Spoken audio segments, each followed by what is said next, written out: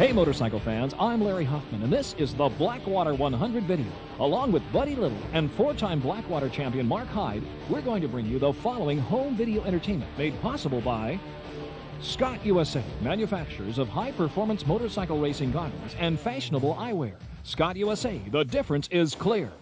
By Wiseco high-performance motorcycle and ATV pistons forged from high silicone, low-expansion aluminum alloy. Wiseco pistons will increase the life of any cast iron line cylinder. By KTM motorcycles. When you're caught between a rock and a hard place, turn to KTM and find out why a KTM motorcycle is built for champions. By Yokohama Tires, the official tire of the 1990 Blackwater 100. Yokohama, tires built for America's toughest race. By Dirt Bike Magazine, the off-road magazine America turns to. By Dirt Wheels Magazine, America's best source for Blackwater 100 ATV coverage. And by Cycle News, America's weekly motorcycle newspaper.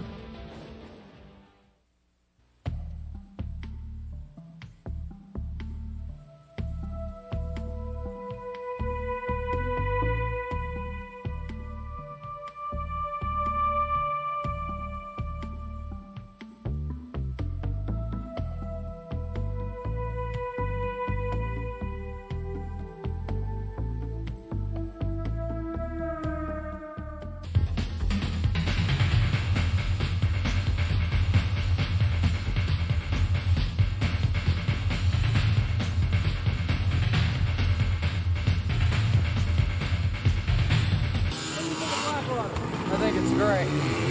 It's tough.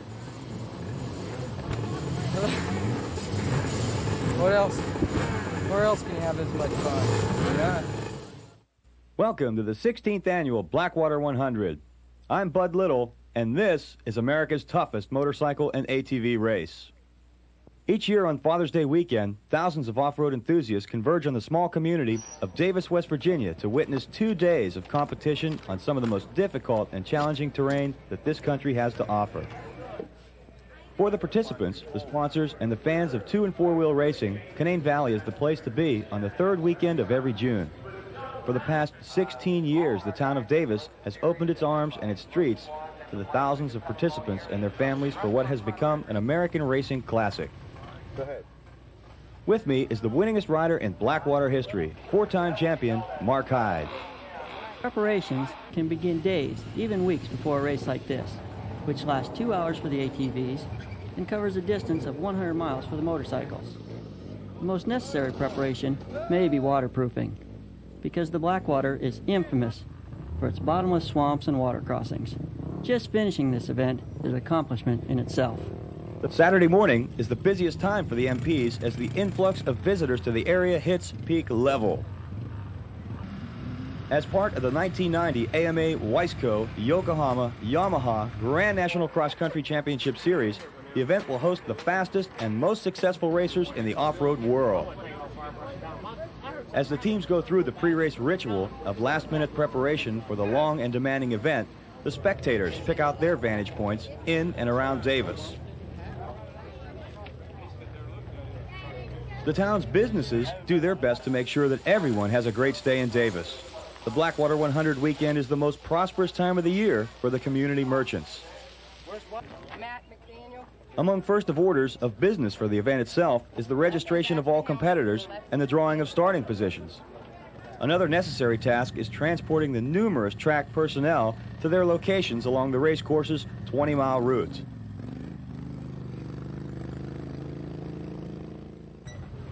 The Blackwater 100 began in 1974 as a motorcycle race, but since 1983, the town has also opened the event to all-terrain vehicles. The first Saturday race for the ATVs attracted about 24 brave souls and was won by a local guy named Donnie Scud Huggins.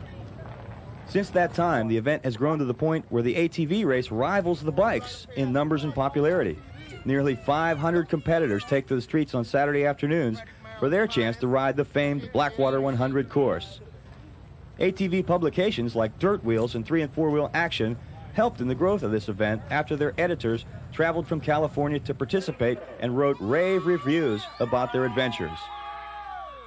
Following the 11 a.m. riders meeting, the competitors begin the slow process of pushing their machines through town to their respective starting positions along Main Street. The riders have drawn numbers from 1 to 500 in order to determine starting positions.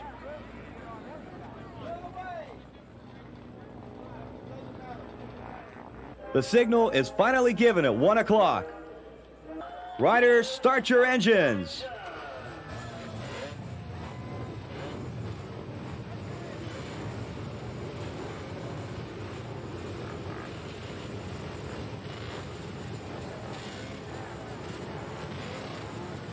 The ATV competitors line up in four-man rows down along the end of Main Street. Obviously, just sitting there in all those fumes for a few moments before the start can be the most hazardous part of any rider's day.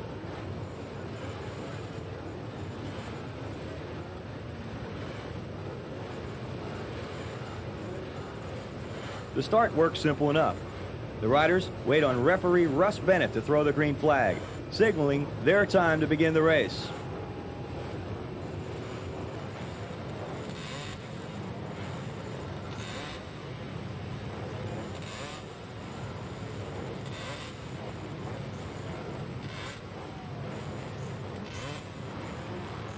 Bennett throws the flag every 5 seconds to allow a different group of riders to light off into the dust, which will probably be the only dust they see for the next 2 hours.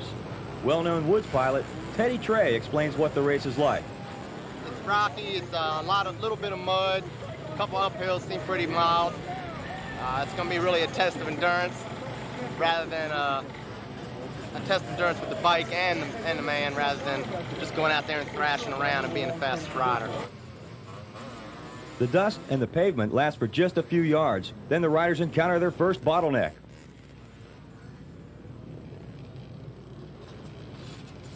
At the top of the bank, riders get antsy about having their turn in the water. But down lower, everyone is just trying to stay afloat. It's a race to hurry up and wait your turn to cross the Beaver Creek on the outskirts of town. The first rule of the Blackwater is never listen to the spectators. You may end up in over your head.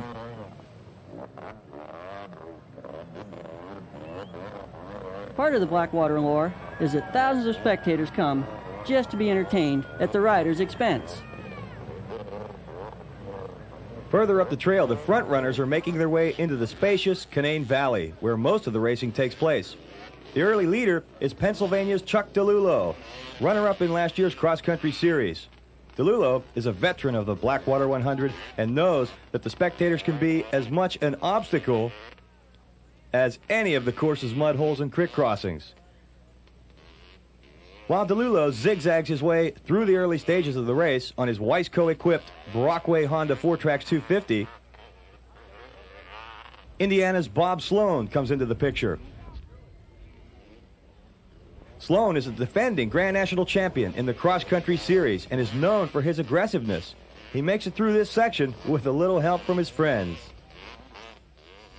A lot of people might call that cheating, buddy, but at the Blackwater 100, if you've got friends, you better use them. Then comes the rest of the field. Racing the Blackwater can be a lot like playing chess. Every move must be thought out and calculated. The cliche, look before you leap, is embedded in every rider's mind. One false move can make for a long and tiresome day. A popular technique is to play follow the leader with the riders around you. That way, if he messes up, you get a second chance.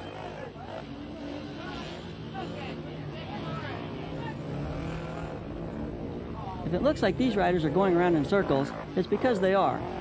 The race can be a giant dare.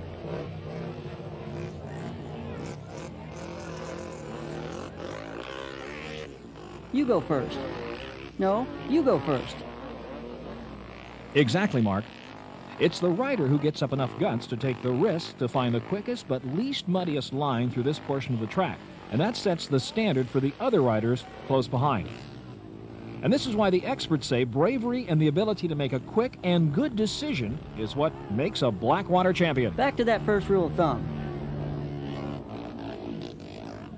If you are going to trust a spectator, at least listen to one that's dressed like a racer, because they probably know what it's like to spend a couple hours digging their machine out of a bog.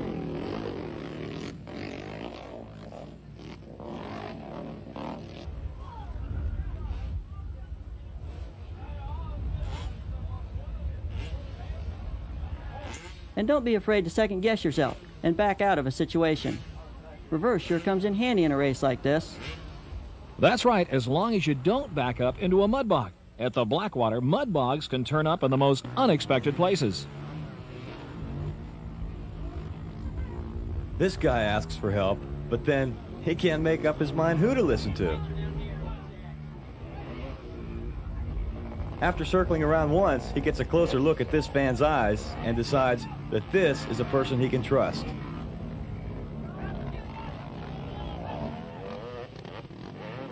And it looks like by trusting this guy, everything worked out okay.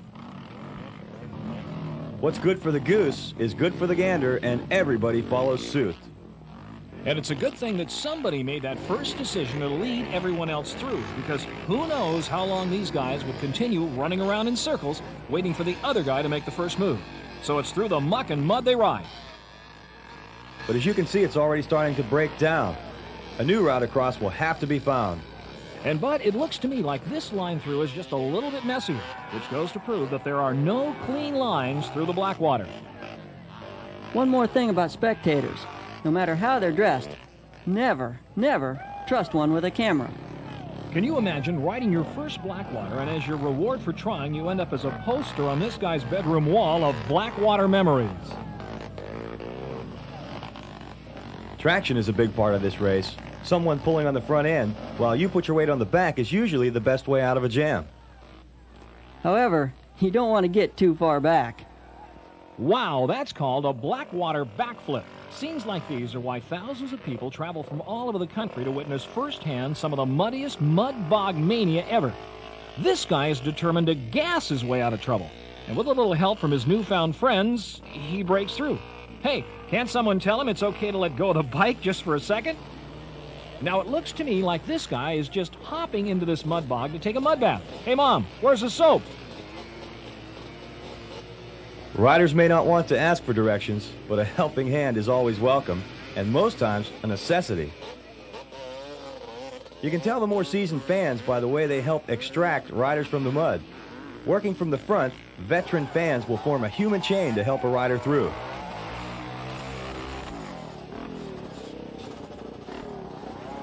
Your greener fans will jump right in and push from behind, actually causing a rider to lose traction.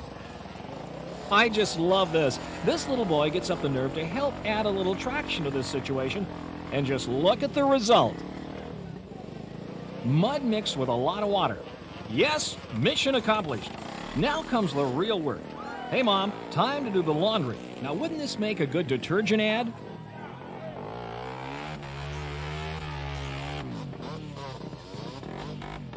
Hey, where's that kid? Not this time, but a veteran fan comes to the rescue.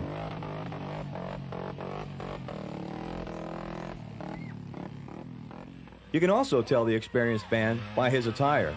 They're quick to jump in and lend a hand. Funny you should mention that, because it looks to me like a lot of these spectators are fully dressed in Army attire, and I guess that's pretty fitting. I've heard a few people refer to the Blackwater as a battle of the fittest. I guess you could say that riding the Blackwater is like being at war. And the concerns for the environment are genuine. Hey, you guys getting paid to do this? No, sir, we're just having fun. After miles in the valley of mud bogs, the hard ground and green forests of the Appalachian Mountains can be a welcome sight to a man and his machine. Talking about machines, this lonely machine just awaits the return of its master, as the Blackwater's mountainous terrain has proven too much for someone. This portion of the Blackwater is very interesting. Upon first view of this forest setting, one would think that these trees are embedded in nice, soft soil. But in reality, these trees are embedded in 100% hard, cold rock. If you look closely, the leaves that cover the Earth's floor are really covering those sharp, abrasive roots of these massive trees. The key to getting through this portion of the Blackwater is to stay on course and not to try any fancy lines. One false move and you could find yourself lost deep within the West Virginia forests with no way out, no gas, and only your feet for your guides. It may look like a leisurely trail ride through the woods, but even the peaceful forests of this area contain obstacles that can keep riders pushing all day long. The Blackwater 100 is as much a test of strength and endurance as it is a race of speed and skill. Just look at that forest floor. It's amazing to think that a powerful machine like that could actually get stuck in this particular spot. Not only do you have to contend with the rocks, the tree roots, and the trees, but the riders have to get up enough speed to ride up the mountainous terrain.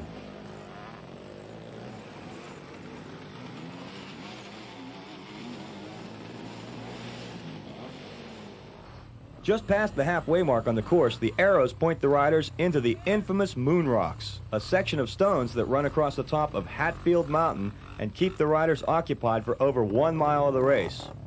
Traditionally, the Moon Rocks prove to be an easy obstacle in comparison with racing motorcycles at the Blackwater.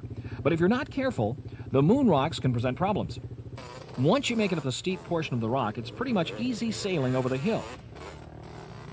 So far, it's been river crossings, mud bogs, rocky mountainous terrain, and now Moon Rocks that these riders have to contend with. And they've not even completed 1 lap of the Blackwater course. This is America's toughest race. These sharp and jagged rocks are as formidable an opponent for some of the riders as the notorious bogs. I talked earlier with a few of the ATV participants, and they were telling me how important good ATV tires really are in racing the Blackwater. The tires have to be strong enough to take a beating at every point of the Blackwater. I even found out that there's a company called ITP that makes an ATV tire called the Blackwater. Incredible. Finally, it looks like there's an easier way across the Scott USA Moon Rocks.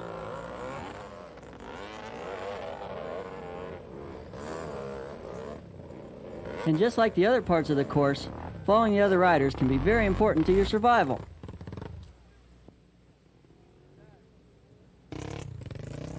The Moon Rocks are an unforgiving culprit of this track, but they do give the riders a chance to slow down and take a look around at the scenic beauty of the area. Once over the hill portion of the Moon Rocks, you're really in for a bumpy ride. We call it the Devil's Freeway.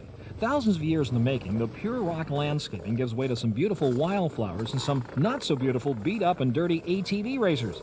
But beauty and wildflowers are not the prize of winning the Blackwater. It takes mud and guts just to finish this race. The rhododendron is a state flower of West Virginia and grows wild all over the Canaan Valley, though riders in the race rarely have time to enjoy their setting.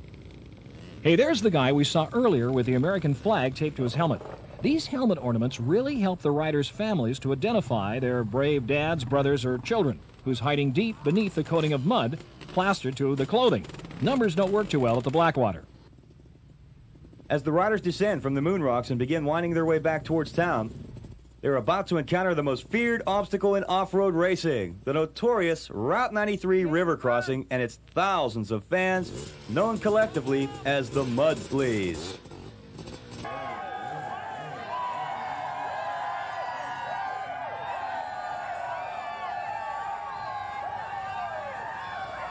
They arrive by the truckloads and fill the waters as if a huge baptism were about to begin. They practice their tribal mud dance for hours before the riders appear at the east bank of the Route 93 river crossing. These are the Mud Fleas.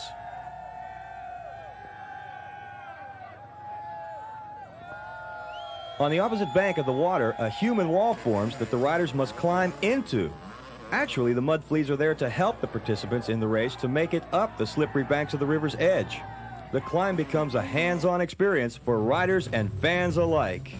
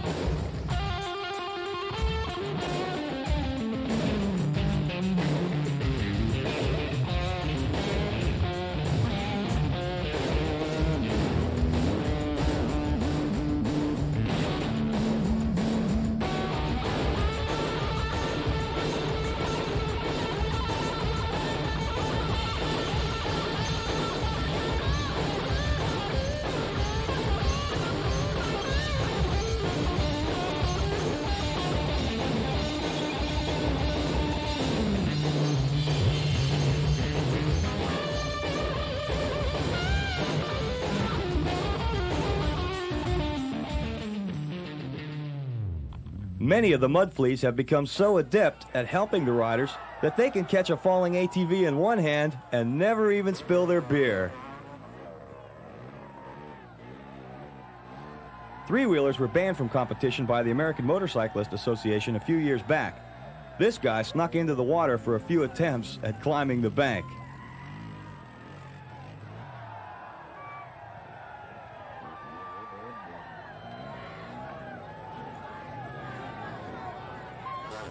After several unsuccessful tries, there was nothing left of his trike.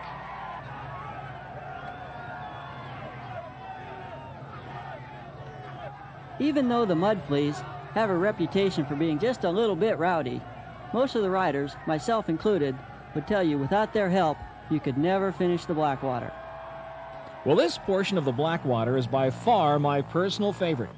After the many times of witnessing this incredible mob scene at the Route 93 river crossing, I'm amazed at the spectator participation displayed in this scene. I mean, I've been a professional television and radio announcer in the motorcycle industry for a lot more years than I'd like to admit, and I've not seen this type of excitement.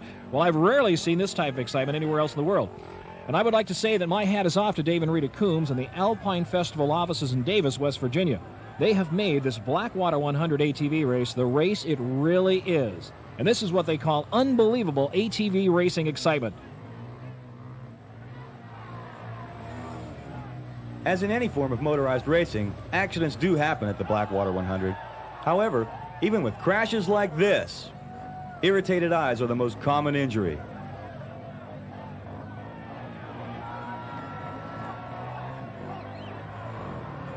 Okay, here's how it works at Route 93. A rider must first take a try at climbing the bank himself. If you don't give it a shot, the mud fleas won't give you a hand. Second time through, they will reach for you, but nobody's really ready to jump in. Finally, a third try will get you more help from the mud fleas than you will ever need, so just sit back and enjoy the ride. Go! Go! Go! Wow, he actually made it. Now that's what I call getting involved. A match made in heaven, many men and one machine. After the Route 93 crossing, it's a sprint to the finish. Bob Sloan won the 1990 Blackwater 100 by 2 minutes over Pennsylvanians Norm Bish and Chuck DeLulo. Maryland's Teddy Trey placed 4th overall, while Missouri Honda rider Ricky Matson finished 5th. Running, Bob Sloan, your champion.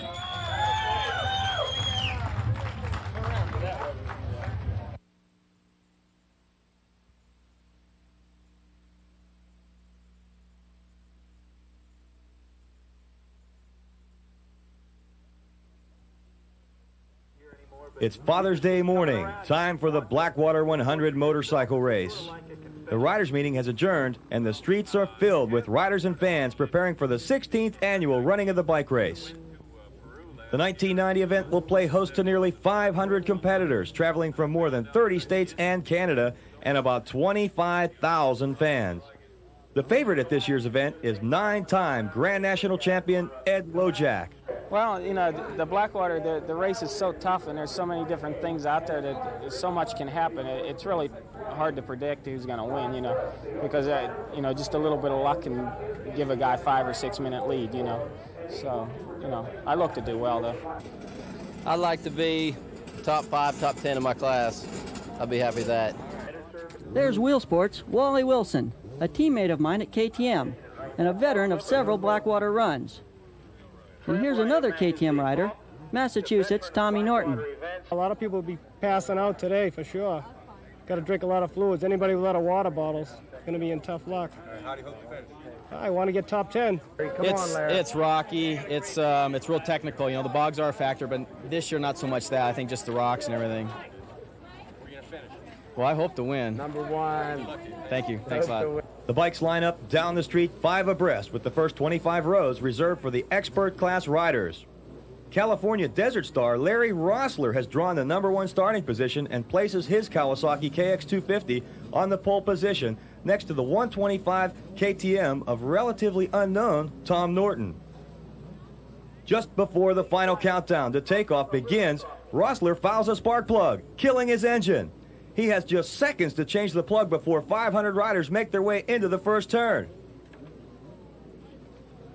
Rossler got a hand to change the plug with seconds to spare. This is a crucial moment. Everybody's ready to start, and the number 1 rider on the pole position needs a spark plug. So Larry Rossler's mechanic goes to work, and the Blackwater referee delays the race briefly to allow for the change. As the others watch on, it's the California boy, the Desert Fox Larry Rossler from Irvine, California, who needs a little help to get started. Before the race, many predicted Larry Rossler would win this race overall, but there's no room for predictions at the Blackwater. Now we're ready to go, and the referee begins the 5-second countdown.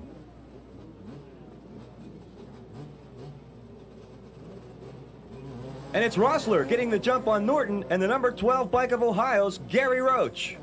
There goes 125cc ace Gene O'Neill on the inside. 85 race winner Terry Cunningham is second from left in this row. Here's West Virginia's own Timmy Coombs lighting off from the 4th row. And now a rooftop view of the dozens of rows that follow up the street. They will race down into the right-handed corner that will then lead them to the first river crossing, the shallow Beaver Creek crossing. From there, it will be 4 25-mile loops around the valley. That's right, Bud. 4 grueling 25-mile loops totaling 100 miles of Blackwater. And it's not necessarily how fast you go in a race like this, but how good your decisions are. The rider who wins this race has got to make good decisions.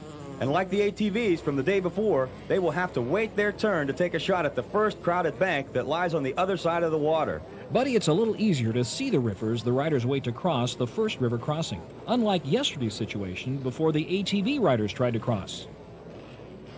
Less than half a mile out of town, the pack runs into their second obstacle. There's Cunningham on the Kawasaki taking a middle route. And behind him, Ohio's Gene O'Neill goes down on the 7 Yamaha.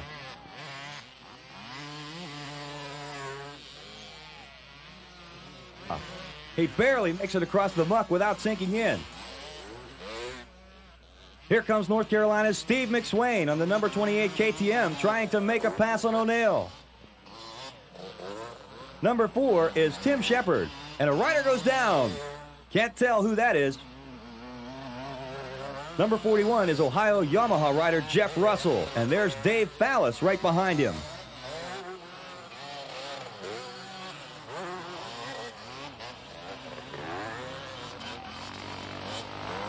Kentucky's Scott Summers goes by on his big 4-stroker.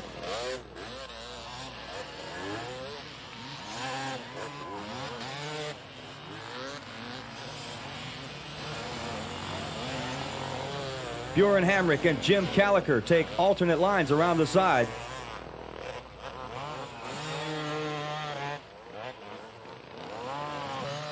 And here's Ohio's Kevin Brown, a national championship contender on a KTM.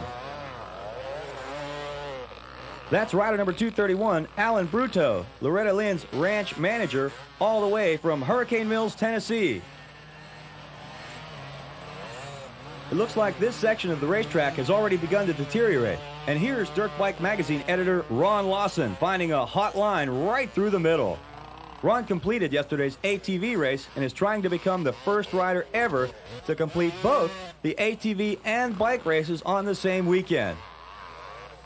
And here's the Swamp Duck, who is really Ohio's Craig Kuhn in disguise.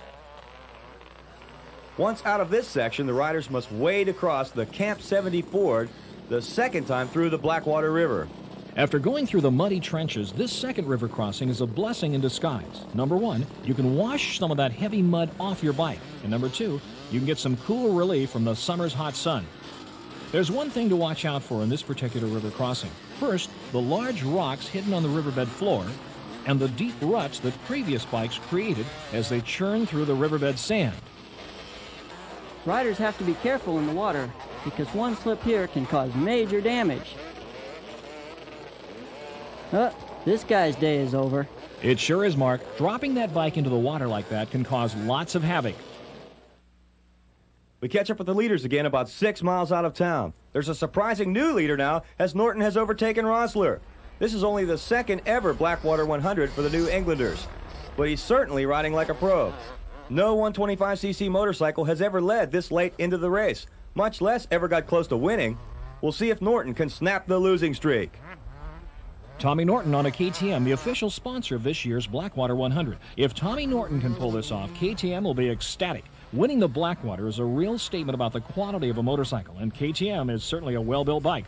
And there's Rossler again, an early favorite. The Californian is making his second trip east for the event, having finished 9th overall in the 1988 version of America's Toughest Race. This is the last time that the cameras will be able to pick up Larry because the wires fried on his ignition after one lap. Summers is next on the big Sportstown USA Honda XR600. And here's Jeff Russell getting some directions from a fan.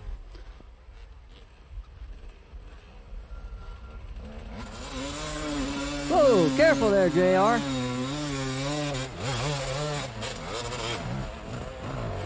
Ironman Tommy Harris, third place in Saturday's mountain bike race, is a convincing fourth, followed by Russ Graves, Shepard, and Georgia KTM rider Alan Dravitt. This portion of the Blackwater track is really tricky. As you can see, a rider can be just cruising along until all of a sudden the earth gives way beneath the bike. It's like trying to walk on water when your bike hits a mud hole, and there's no telling where a mud hole will appear. No more than a dozen bikes have gone through this section, and you can see how bad it's getting out there. As Buddy says, the more bikes that go through this section of the Blackwater, the more torn up the swampy ground becomes, making it more and more difficult to stay on the motorcycle. Watch the guy pushing. That's Pennsylvania's Rick Kresick. He's been down this trail before. Kresick leads the vet expert class in the championship standings. Now, this guy here has got himself in an interesting predicament. He's managed to lodge himself into the middle of a large bush. If he gets out of this one, he only has to look forward to more swamp land ahead. This guy was lucky to get help this far out.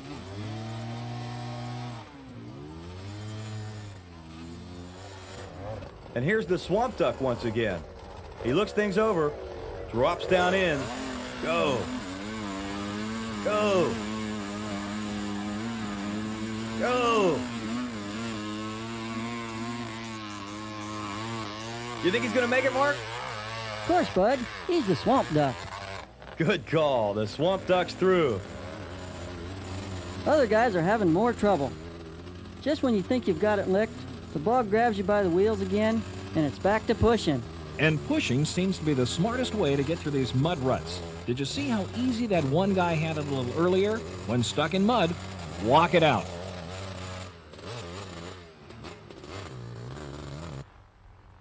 The rescue squad finds another lucky victim. Lucky victim is the right words for such, except in this case, I think these guys are having a little bit of trouble deciding exactly how to get this bike out of the hole. Now, this is what they call gassing it through the mud. Just look at the amount of mud, water, and grass flying from the back wheel of that motorcycle. Great video footage by the Moto Video camera crews. That's right, time again for Route 93, home of the mud fleas. 2 years ago, we tried to broadcast from the middle of that church-like atmosphere. Our network personnel never came back. First through, it's Scott Summers, who goes right at the heart of the mud fleas. He gets 2 thumbs up for that effort. Norton has also come through, and soon the river will be full of unsuspecting riders.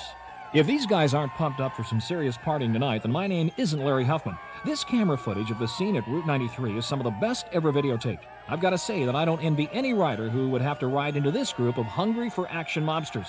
But it seems that all this is in great fun, and respect for the riders is #1 at the Blackwater's Route 93 river crossing.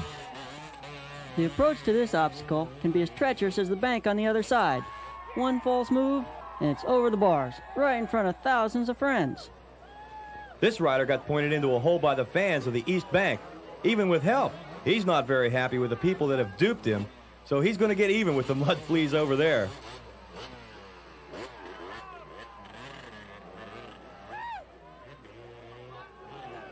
Catch this if you can. The Route 93 river crossing is appropriately sponsored by Scott USA. Believe me, with Scott goggles to protect your eyes, the Blackwater 100 would not be the same. While the backmarkers are playing catch with the mud fleas, the leaders have entered town. It's still Norton, a member of the controversial FAH-Q racing team from New England. Summers is right on his tail, followed closely by Yamaha teammates Lojack and Russell.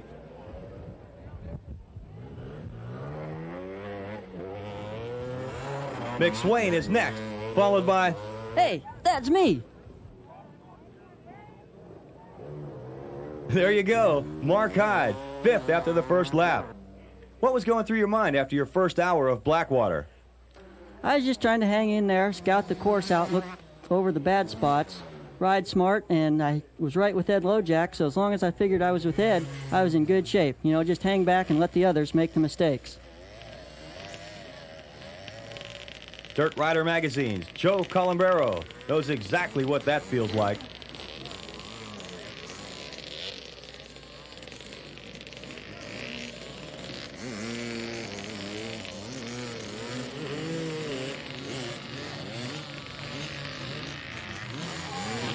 I hate Dave Coombs.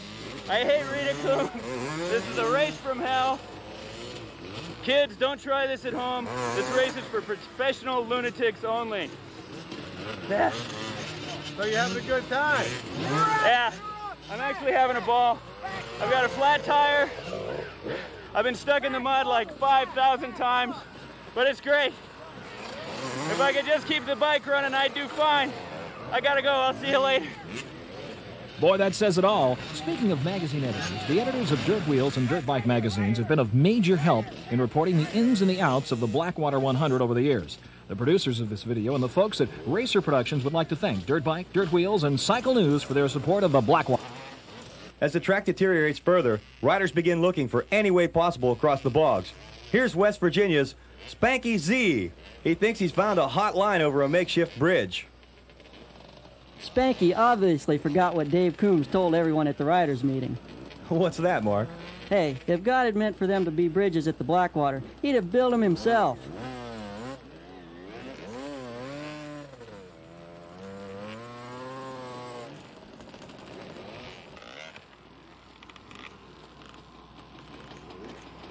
This guy forgot Dave's other theory. Which is? If there were meant to be jumps across the bogs, he'd have made ramps. Dave's been doing this Blackwater 100 for a long time, guys, and if I were riding out there today, I'd listen to everything he has to say. So what's the best way across, Mark? Hit it straight, hit it fast, and hit it before someone else hits it.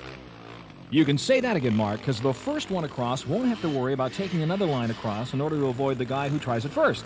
In other words, it's a no-win, all-lose proposition, sometimes when you ride the Blackwater 100. It's one thing to jump across and another thing to stay on your bike after you get across. But most importantly, don't get stuck, because it may take some time to get you out. Just about everybody across this mud bog is going to have a tough time. Accepting this fact is sometimes the hardest thing to do. So it's jump, land, slide, slip, or get stuck.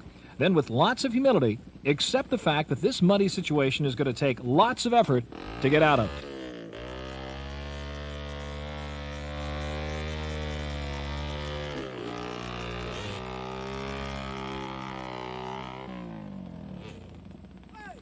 This guy may have had to push it out, but at least he didn't land upside down.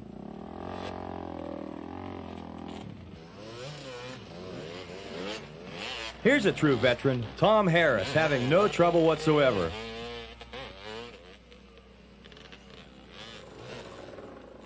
Local favorite, Rob Cease, should be so lucky.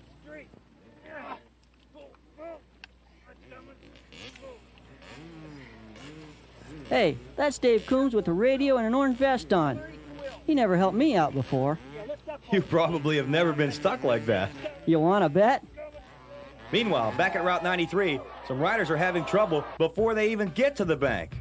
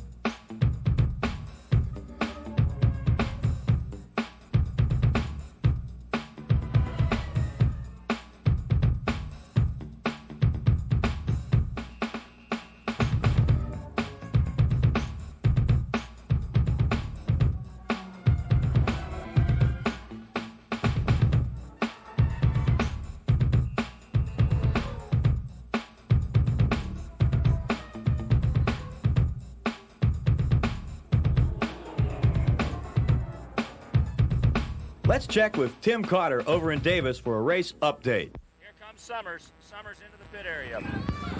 Here we are in the Scott Summers pit area. Scott coming in. Norton just came through the #1 position. Summers is doing some work on his rear wheel. His rear brake system going bad. Summers. The white flag is out, which means that Summers has to keep that thing together for about another hour. He's still about a minute ahead. Norton and Lojack passed Scott while he was in the pit area. So Scott Summers pulling out of the pit area. About a minute and a half pit time for Scott Summers. An adjustment of the rear brake. New goggles, hoses himself down. He takes off in the #3 position. That's the race being called live by Tim Cotter as the spectators line the street for the finish of this year's Blackwater 100. Norton raced across the finish line with a shocking upset win. The first ever in Blackwater 100 history for a 125cc motorcycle. In the excitement of it all, Norton almost went through the wrong scoring barrel. Tommy Norton on the KTM wins the Blackwater 100. And what a ride by the Massachusetts native. An unpredicted winner of this year's Blackwater as Tim Norton makes his way to the staging area. I'd like to thank Wiseco High Performance Pistons, Yokohama Tires, Scott USA, KTM Motorcycles, Dirt Bike and Dirt Wheels magazines, and Cycle News for their support of this Blackwater video presentation.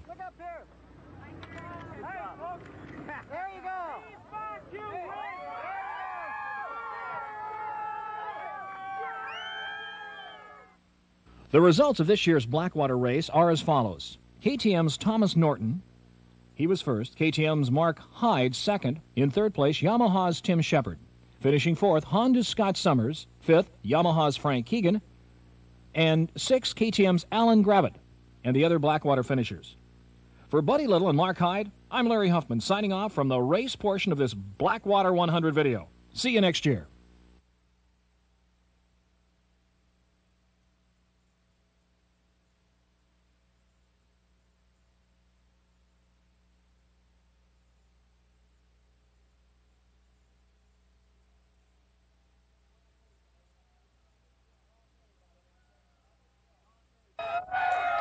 Not me, buddy. I'll tell you what, I'm impressed.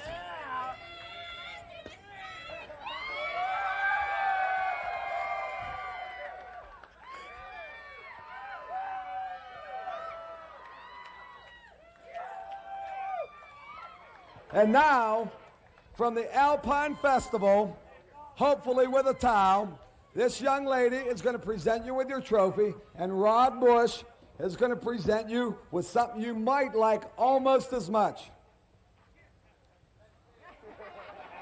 No, you get your trophy first. Hold it up. Okay, he'll do it. The overall winner.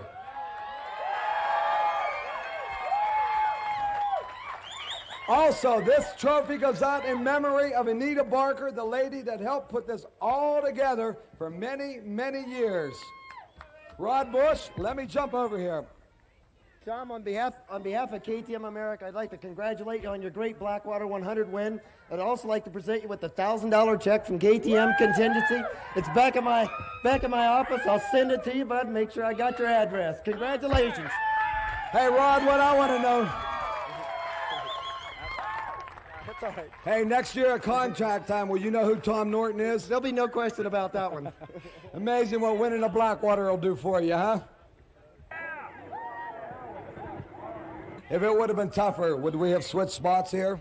You can't take anything away from him. You win this race, buddy, you had to ride, you know. That's a real champion that says it like that. I'm sure that you have known Tom Norton. You know, I'd never heard of him. You know? Me either. Isn't that funny? I thought maybe since you were with KTM and he was too, you might have heard of him. Yeah, I have now. You know, it's one of those things in '79 when I won it, nobody heard of me, so hopefully there's good things in front for him. You're right. I was there and I said, Mark who? That kid from Ohio? It's exactly what I said. Well, congratulations on a great ride. 2 KTMs, 1 and 2.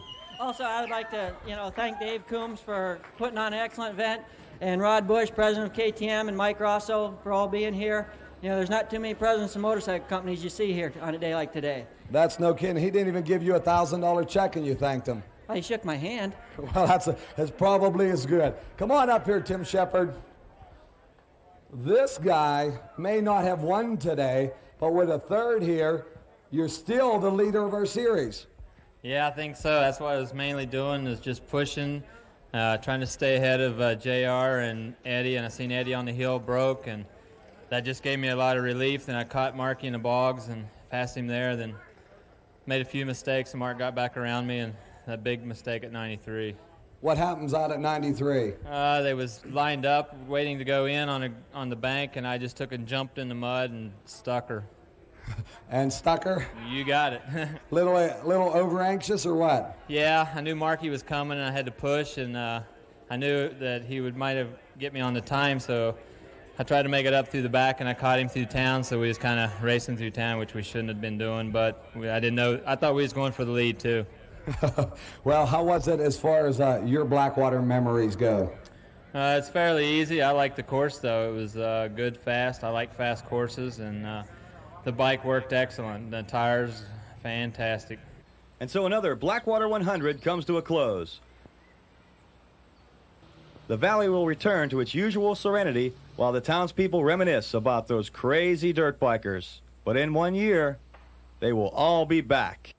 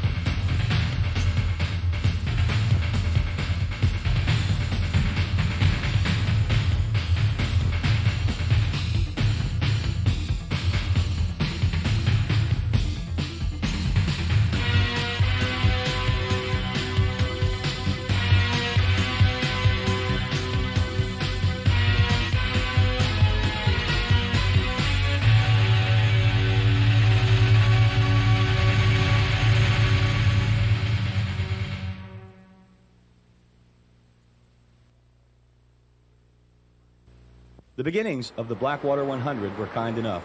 In 1974, a country preacher attended one of Dave Coombs' motocross races and asked Coombs about the possibilities of having one in his little community, Davis, West Virginia. The preacher and the promoter even went to see a motorcycle movie together, On Any Sunday, in order to get a feel for how the race should be run. The two thought that a Grand Prix-style race through the streets of the town and the surrounding countryside would be special enough to attract visitors to Davis. Now, 17 years later, the Blackwater 100 is the biggest off-road race in America. Throughout the years, the event has been helped along by numerous racing personalities. A group of magazine editors from California once attended on a dare by Coombs. Rick Super Hunky Simon, Tom Webb, Paul Clipper, and Vic Krause gave the event national exposure for the first time after they found it to be America's toughest race. Now, the Blackwater 100 is one of the most highly publicized events of the year.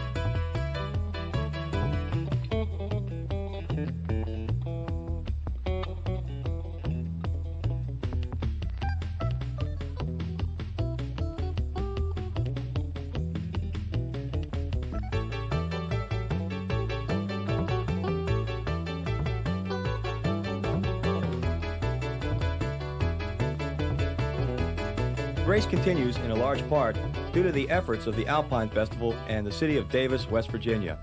Each year, they organize the town and make the participants and the spectators' stay in Davis an enjoyable one. Dave and Rita Coombs and the Racer Productions Company still handle the running of the actual race itself. All other credits aside, the one person who deserves credit for this race taking place is Anita Love Barton. Anita was a West Virginian, if there ever was one, and her help in organizing this event for the past 10 years or so was without equal. The Blackwater 100 goes on as part of the late Mrs. Barton's legacy to the town of Davis. This video is dedicated to her memory. Here we are, race fans, in the KTM pit area with Kevin Hines, a one-time champion here at Blackwater. Although he's been here 5 times, he's left with a bridesmaid 4 of those 5 times. Kevin, a good day for racing here. There's no rain in the forecast, and we haven't had rain in several days. Dry Blackwater, perhaps. I'm a little disappointed about that. I enjoy it when it's torrential rains and muddy, and that's why I come to the Blackwater, really. There's also a lot of things behind the scenes that you have to do that people don't look at other than jogging or running or weightlifting. You also have to prep your bike, and you have to choose the right equipment. Yeah, I choose Scott goggles. They're the choice I've made several years ago, and I've been with the company for 4 years now using Scott. I think visibility is very important, especially in a sport like this where you're getting in the mud in different conditions, dust. And so we have a new system here called the EFS. It's an electronic film system that advances automatically with a battery pack in it and a little motor drive. It's really state-of-the-art. They're the only company that builds something like this. And then we have a new setup here called the Quick Load, which it takes the tear-offs, these real thin pieces of, I guess they're Mylar or Lexan, and you load them in. They're simple to do, where the other systems you need long fingernails or a girlfriend that can load them for you, where this is a real simple system. And on top of all their durability and their high quality, they look good also. You're looking good when you're out on the racetrack, and that means a lot. Yeah, that's right, and I think Bevo's a good man. He's the one that brought me into wearing the Scott, and he stands behind me, and I help him. Well, Kevin, good luck today in the 1990 edition of the Blackwater 100, and maybe it will be your second win of these Blackwater runs here at Canaan Valley. I hope so. Thank you. Well, I'm Tim Cotter, along with Kevin Hines in the KTM pit. This race is being presented to you by Scott USA. For the complete line of Scott products, write Scott USA, P.O. Box 2030, Sun Valley, Idaho 83353, or call toll-free from anywhere in America, 1-800-635-6387. Scott USA.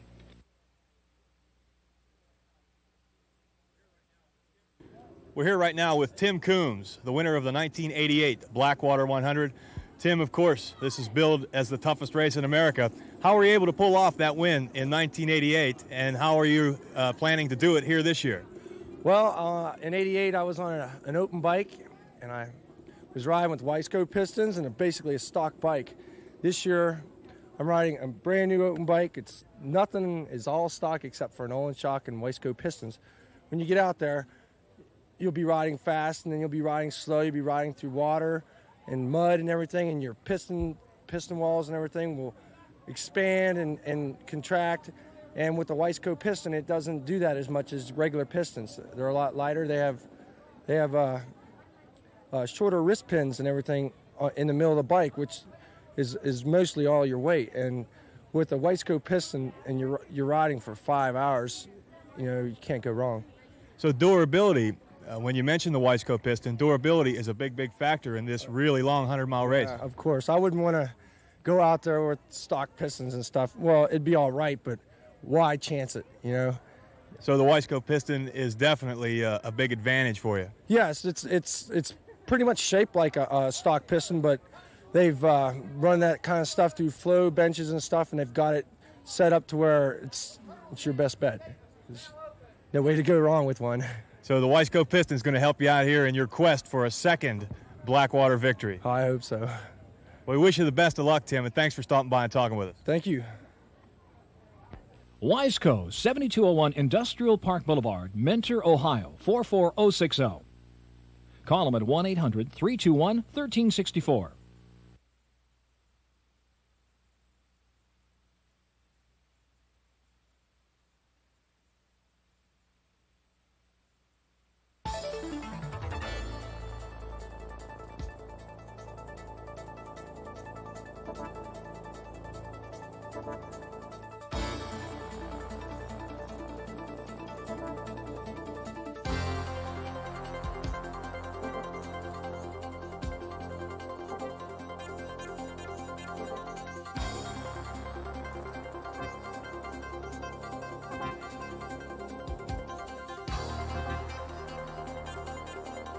KTM, 1906 Broadway, Lorain, Ohio, 44052. Call 216-246-1060 or 619-258-6300.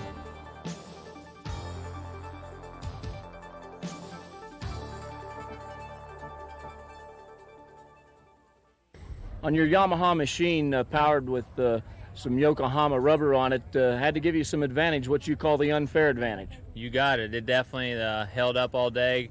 I think it really definitely gave me the advantage on the off cambers. And the muddy, slick stuff, it just hooked up and never slipped once all day.